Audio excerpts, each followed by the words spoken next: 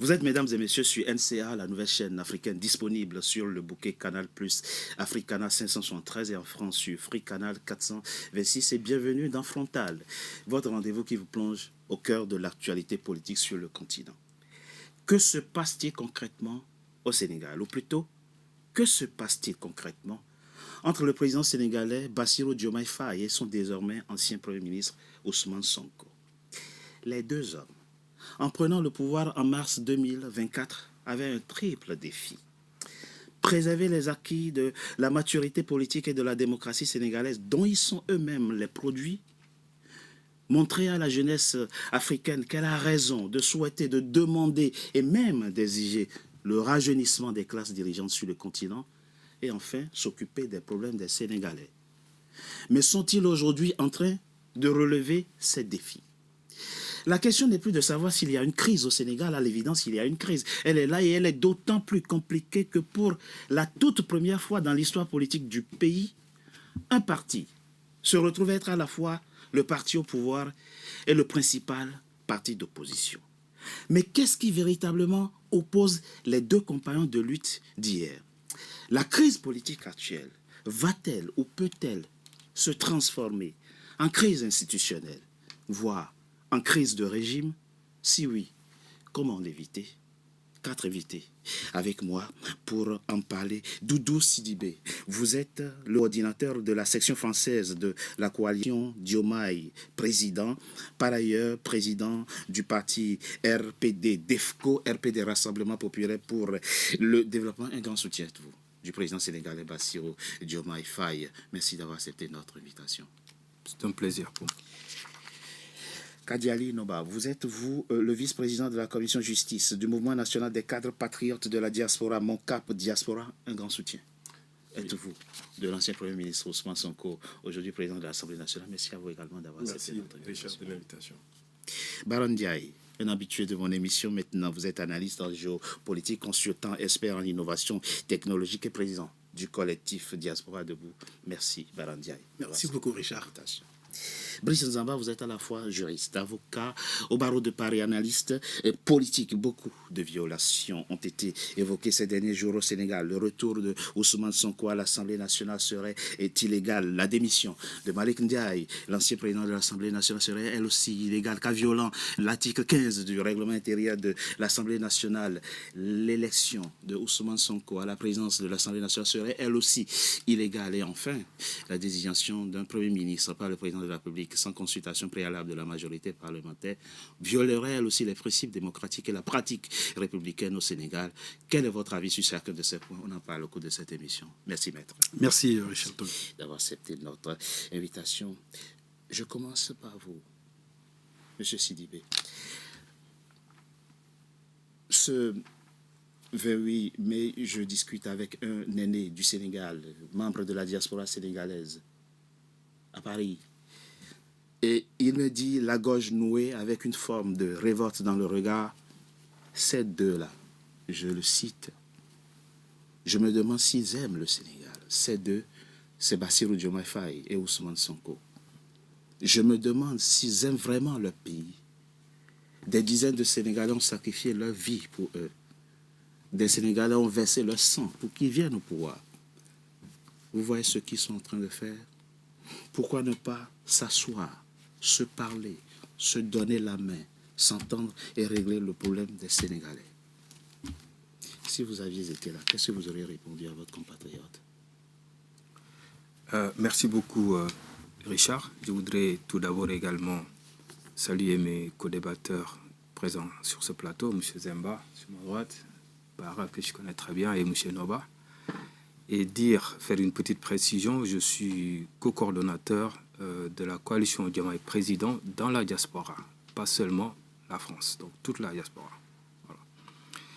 Et pour répondre à votre question, tous les Sénégalais, notamment les 54% qui ont voté pour, auraient souhaité que les deux continuent de travailler ensemble pour justement régler les problèmes des Sénégalais, mais également perpétuer les acquis démocratiques du Sénégal.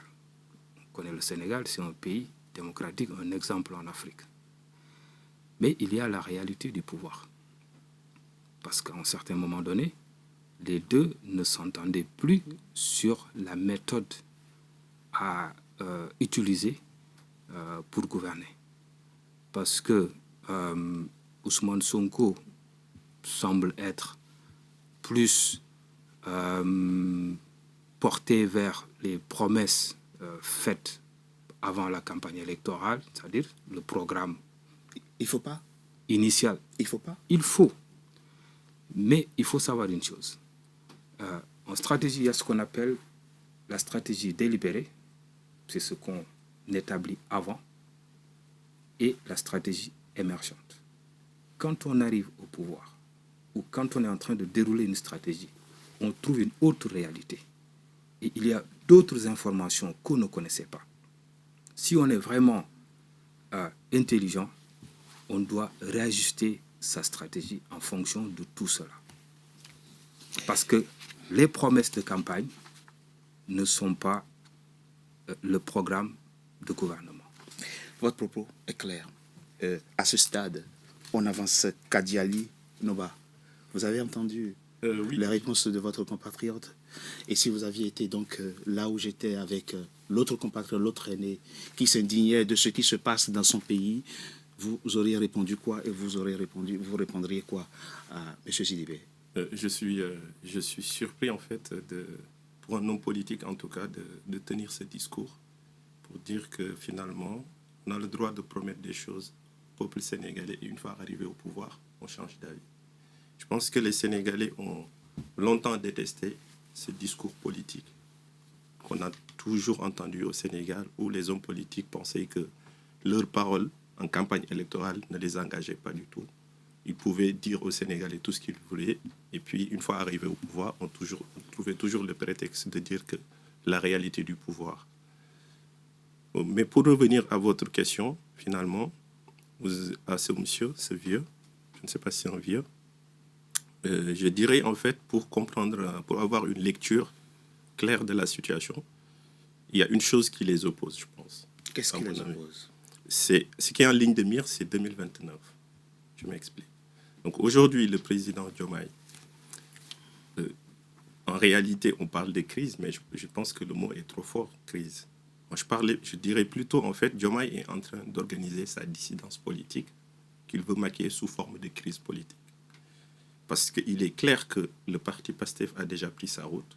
Donc le 6 juin prochain, nous allons investir notre président, Ousmane Sonko, l'élire en tant que président du parti et naturellement notre candidat. Et que Diomaye même l'a dit finalement, que depuis 2014, l'unique candidat du PASTEF, il n'y avait aucun doute là-dessus, c'était Ousmane Sonko. Donc, il a dit quand? Il l'a dit lors de son interview qu'il avait fait l'année dernière, quand il avait dit en substance, je n'ai pas exactement les termes, mais en substance, quand il disait que j'ai fait 10 ans pour essayer de l'élire, voilà un homme que j'ai essayé pendant 10 ans d'élire, et en 10 jours, il a pu réaliser ce que je n'ai pas pu faire en 10 ans.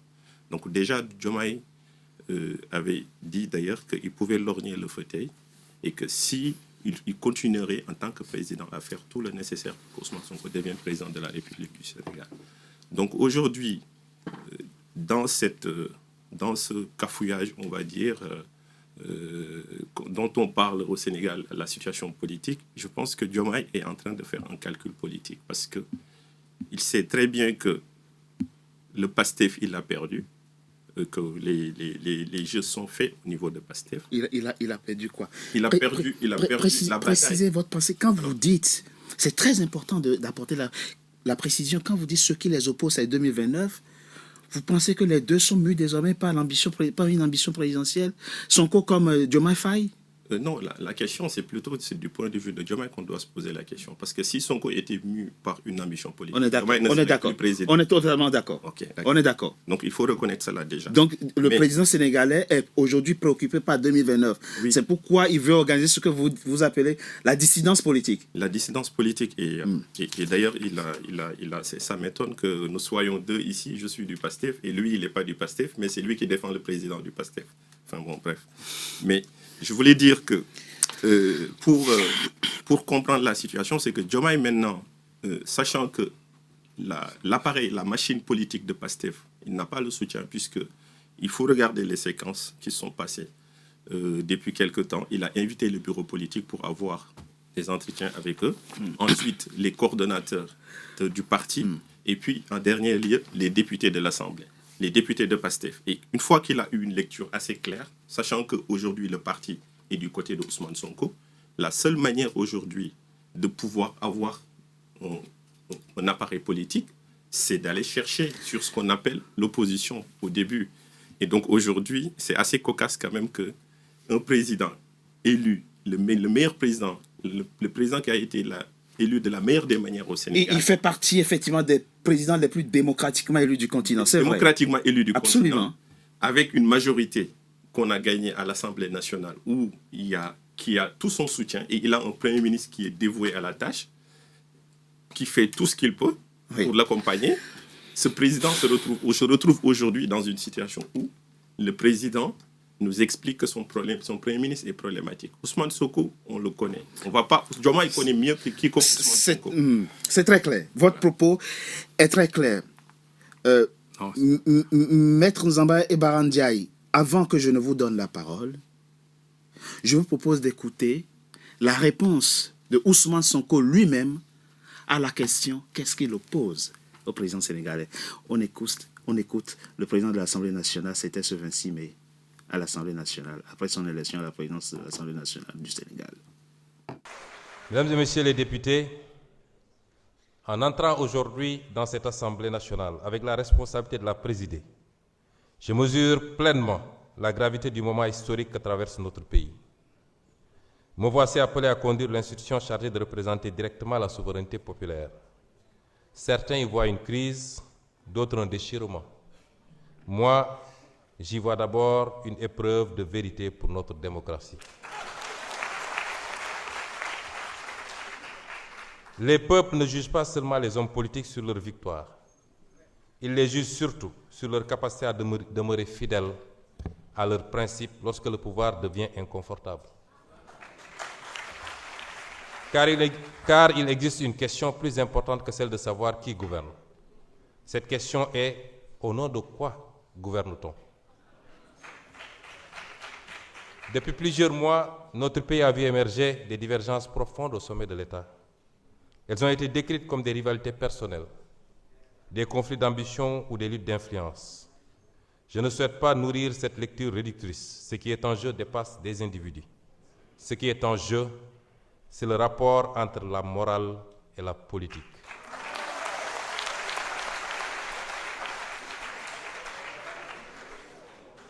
Aristote écrivait dans l'Éthique à Nicomaque que la politique est l'art suprême parce qu'elle a pour finalité le bien commun.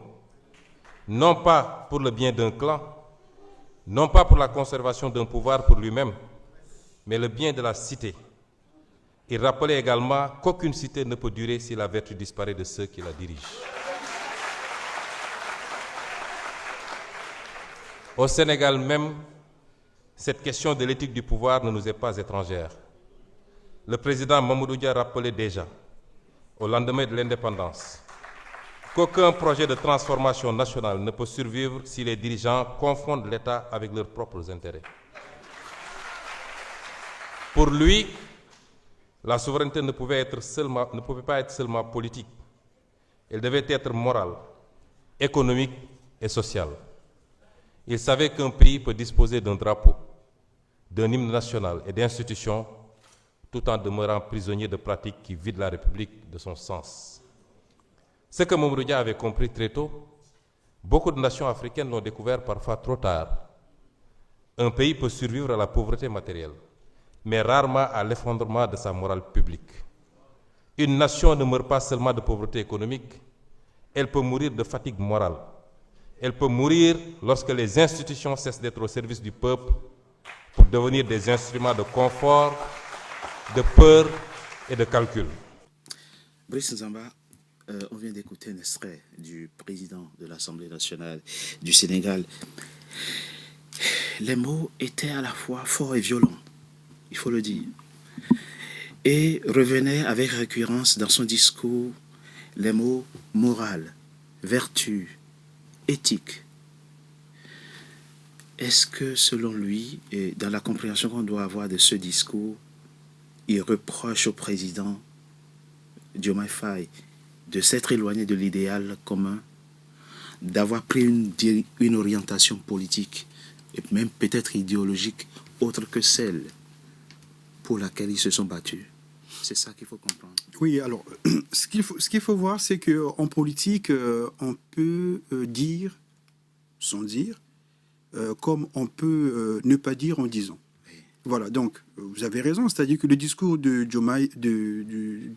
Ousmane Sonko, c'est un discours qui, d'abord, est adressé aux militants du PASTEF. Voilà. C'est-à-dire que c'est une façon de pouvoir réaffirmer les idées du PASTEF et la nécessité d'être fidèle à ces idées, et donc, par effet de miroir, de montrer qu'il y en a qui ne sont plus fidèles à ces idées. En fait, puisque quand il parle de l'éthique, il parle de la morale, vous savez, le PASTEF, dans son idéologie, c'est l'éthique. Hein, c'est l'éthique, il y a la morale, la vertu, etc. Donc, en fait, c'est une manière de rassembler son camp, de rassembler le PASTEF autour de ces idées, de les réaffirmer, et donc, par effet de miroir, comme je l'ai dit, de montrer que, en fait, le président Diomaye Faye ne semble plus être fidèle à ses idées. Voilà, c'est-à-dire que la question qui se pose, ce n'est pas tellement la crise oui. En tant que telle, c'est plutôt pour lui une question d'idées et de principes. C'est une question de principe. Et ces références sont assez parlantes. Ici, Aristote dit aucune cité ne peut exister si la vertu disparaît de ceux qui la dirigent. Oui, mais ça, c'est aussi une question d'interprétation. Et ici tu as fait l'ancien président, Mamadou Dia. Oui. Aucun projet de transformation nationale ne peut survivre si les dirigeants confondent l'État avec leurs intérêts. Oui, en fait, ça, je dirais que c'est des portes ouvertes. Hein. Oui. C'est-à-dire que ça, on le sait. C'est-à-dire que tout homme politique qui entre en politique le sait. Maintenant, la différence, c'est qu'il y a ceux qui le savent et qui le font, et à ceux qui le savent, et puis ça reste théorique. Vous voyez? Donc, ces citations-là, Diomaye Faye peut aussi les utiliser et considérer que lui, il serait plutôt dans son bon droit et que c'est plutôt Ousmane Sonko qui ne serait pas dans son bon droit. Vous voyez? Donc, en fait, on peut faire dire tout aux citations, ce que je vais dire. Voilà. Maintenant, la vraie question, c'est qu'est-ce qui délimite Ousmane Sonko et Diomaye Faye aujourd'hui? Voilà, c'est ça la vraie question. Parce que, et moi, je voudrais quand même qu'on reste sur les faits, parce que Diomaye Faye, qu'on le veuille ou pas, il a été élu sur la base du programme du PASTEF. Il a été élu sur cette base. Bon, c'est pas le PASTEF qui l'a porté, c'est pas les couleurs du PASTEF, c'est la coalition Diomaye Faye président qui l'a porté. Mais pourquoi? Parce qu'à cette époque-là, le PASTEF ne pouvait pas le faire, puisque ça avait été, en fait, c'était dissous à l'époque. Donc, il fallait trouver un mécanisme juridique pour qu'il soit quand même candidat. Vous voyez, maintenant, ce qui est reproché, c'est que le président Diomaye Faye n'est plus fidèle aux idées, aux projets et aux programmes selon Sonko. Voilà. Mais la vérité, ce sont les militants ce sont les Sénégalais. Parce qu'il ne faut pas réduire le débat à un débat simplement des militants du PASTEF entre eux, mais c'est un débat qui doit être élargi à tous les Sénégalais. À tout le Sénégal. Et voilà. C'est ça. Et il intéresse même les non-Sénégalais. Voilà, c'est ça. Et que nous sommes passés à beaucoup d'enseignements à tirer de ce qui se passe au Sénégal. Barandiaï, je reviendrai à vous, maître tout à l'heure pour les questions de droit. Ce qu'a dit votre compatriote, Doudou Sidibé, il y a du sens dans ce qu'il a dit. Tout comme il y a du sens dans ce qu'a dit M. Nomba. Vous allez nous expliquer comment on se situe par rapport à ça. M. Sidibé dit, il y a ce qu'on dit quand on est dans l'opposition. Et il y a ce qu'il y a quand on est confronté à la réalité du pouvoir. Effectivement. En général, il peut y avoir un gap entre les deux, entre les idéaux et la réelle politique, la réalité du pouvoir. M. Nomba nous dit, non, c'est pas comme ça. Quand vous promettez, vous tenez. Quand on fait une promesse, et les Sénégalais ne veulent plus de politiciens qui disent autre chose quand ils sont dans l'opposition et font autre chose quand ils sont... Vous êtes aussi Sénégalais. Comment vous situez-vous par rapport à ça? Merci déjà, parce que ça c'est un sujet très intéressant. Alors dans la mesure où, lorsqu'on est attaquant, on veut marquer des buts. D'accord? Pour prendre l'exemple du football. Quand on veut être élu, on promet. Ça c'est une réalité. Quand on veut haranguer les foules, on promet.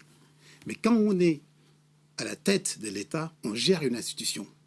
Et une institution ne peut plus se permettre de sortir de la route. Il doit rester droit dans ses bottes. Du coup, ce qui se passe, c'est que le programme était le même. Les visions sont les mêmes. Ce qu'ils veulent tous les deux, c'est développer le Sénégal, faire émerger le Sénégal, être souverain dans tout l'aspect de la souveraineté. Sauf qu'il y a un problème majeur, il y a un problème de méthode. Les deux ont la même vision, mais les méthodes sont différentes. Sonko est dans la méthode populaire, qu'on la connaît, c'est lui qui gère la base populaire, c'est une réalité. Aujourd'hui, il va gérer les pouvoirs législatifs. Diomaye est dans la ligne institutionnelle. Ça, il y a une différence. C'est-à-dire que là où l'autre, Sonko, veut appliquer la ligne dure du parti, les promesses de campagne, Diomaye veut les appliquer avec la méthode. Mais sauf qu'avec la méthode, on a l'impression, en mon noble sens, qu'on est en train de trahir les promesses de campagne. Monsieur, il faut reprécisons le débat, parce que quand on commence par parler de morale, ce n'est plus une question de méthode. Oui, mais il a parlé d'Aristote, il a parlé d'intérêt des Sénégalais. Et oui, j'allais en venir, parce que le peuple l'attend, et qui dit le peuple dit 75% de ce peuple qui est jeune. C'est ça. Qui a voté, majoritairement voté, qui est mort aussi, qui est sorti, qui s'est fait tuer par, soi-disant... Exactement, on ne va pas refaire l'histoire. Donc cette jeunesse, elle est attentiste. Cette jeunesse, elle risque d'être très déçue, même si tout le monde lorgne vers 2029. L'objectif, le cap, c'est pas 2029. Le cap, c'est actuellement, c'est le présent. C'est dans ce présent qu'il faut maintenant transformer les promesses de campagne en réalité. En créant de l'emploi, en rassurant les investisseurs étrangers, ce que Diomaye veut faire. Ce qui est encore beaucoup plus pragmatique... Sonko aussi vous dira qu'il veut faire... Il veut le faire avec sa méthode.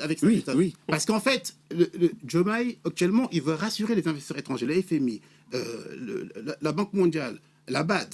Sonko veut faire une rupture avec le dictat de ces institutions. Ouais, c'est ce qu'ils avaient promis. Exactement. Aux Sénégalais.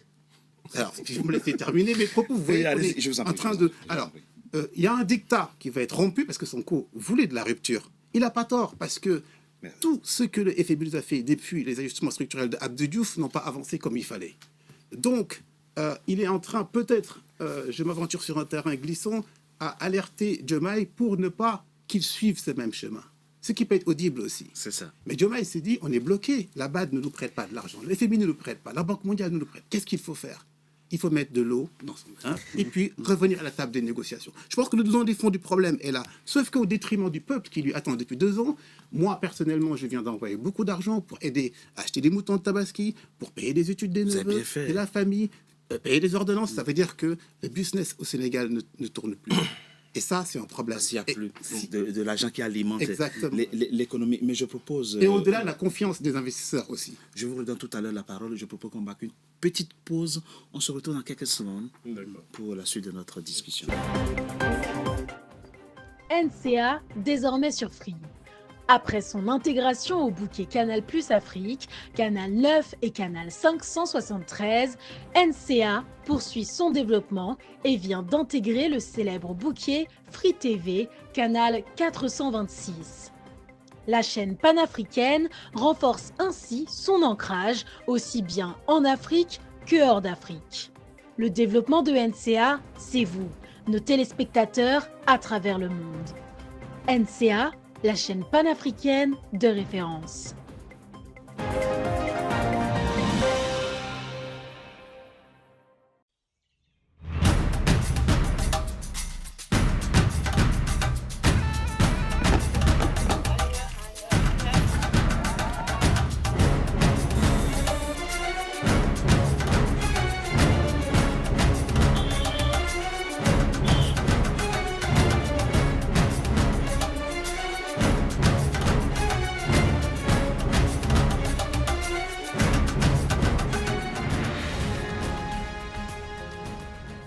NCA, la nouvelle chaîne africaine.